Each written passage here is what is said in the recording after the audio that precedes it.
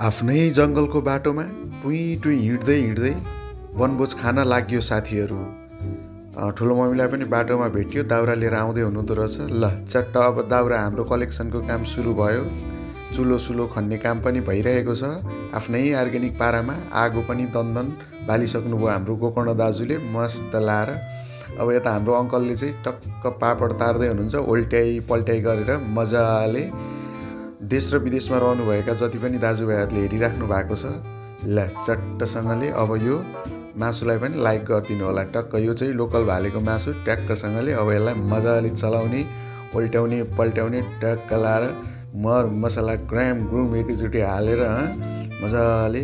अब एकछिन पाक्न टाइम लाग्ने भएको हुनाले चट्ट पापड र प्राउनसँग चियर्स गर्दै ला भन्दा भन्दै पाकेर पनि आइसकेछ। अब मजाले ल हेर्नुहोस् त कस्तो दामी पाकेको छ। एकदम हाम्रो अङ्कलले पकाउनु भएको उहाँ नै हो। ल हाम्रो चाहिँ एकदम मिठो पकाउने अङ्कल।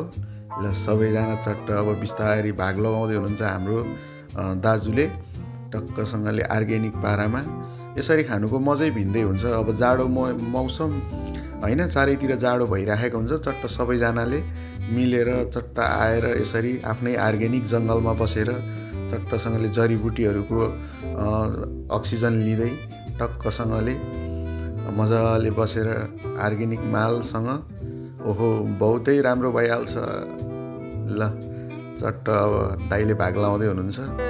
ल अब चियर्स पनि भयो सबैजनालाई। एकदम हृदयदेखि नै धन्यवाद भन्न चाहन्छु भिडियो हेरिदिनु भएकोमा। सबैको जय होस्।